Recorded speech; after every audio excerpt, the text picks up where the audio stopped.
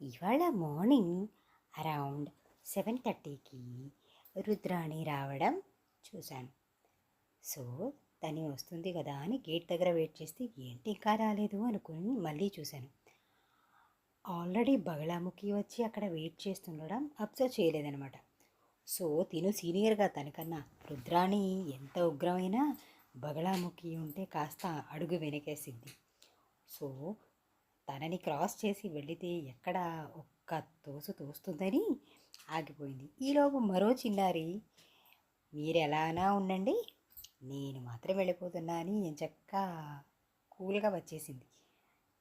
తిను డేర్నెస్ని చూసి రుద్రాణి బగలాముఖి వైపు నడిచొస్తే ఎక్కడ ఒక కొమ్ము కొమ్మిద్దని ఎంత చాకచక్యంగా వచ్చేసింది అంటే, నాకన్నా చిన్నదానివి, నాకంటే ఫస్ట్ నువ్వు తినేస్తావా అని ఫస్ట్ దాన్ని పంపించేసి తిను మొదలెట్టింది. ఈలోపు వీళ్ళకి అసలు బొత్తిగా మర్యాద లేదు సీనియర్ అంటే అన్నట్టు, మీ అందరికన్నా నేనే సీనియర్, ఫస్ట్ నేనే పరిచయం ఈ హౌస్ వాళ్ళకి అన్నట్టు బగళాముఖి వచ్చి భోంచేసింది. తీరా మధ్యాహ్నం అయింది. మధ్యాహ్నంగా ఇంకొక గోమాత అండ్ శ్వేతభైరవుడు వచ్చారు. సరే చాలా రోజులకి ఈ శ్వేతభైరవుడు వచ్చిందని కాస్త వెయిట్ చేయని చెప్పి ఫుడ్ తీసుకొచ్చి తనకి ఇచ్చాక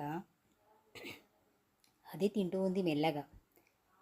ఈలోపు ఈ గోమాత భుజించేసాక తనకి ఎందుకు డౌట్ వచ్చిందో ఏంటో, నేను ఇంకా ఏదైనా స్పెషల్గా తనకి ఏమన్నా ఇచ్చానా అని, ఇంకా ఏం ఇస్తున్నట్టు అని తను ధీరంగా చూస్తుంది. ఏం లేదమ్మా నీకు ఇచ్చిందే తనకు కూడా ఇచ్చానన్నాక అమ్మగారు శాంతించి అప్పుడు బయలుదేరారు. ఇలాగా పశుపతినాథ్ స్వామి ఆడే ఆటలు మా ఇంటికి, మా ఇంటి వారికి ఈ మూగ ప్రాణులతో భలే అనుబంధం క్రియేట్ చేశారు.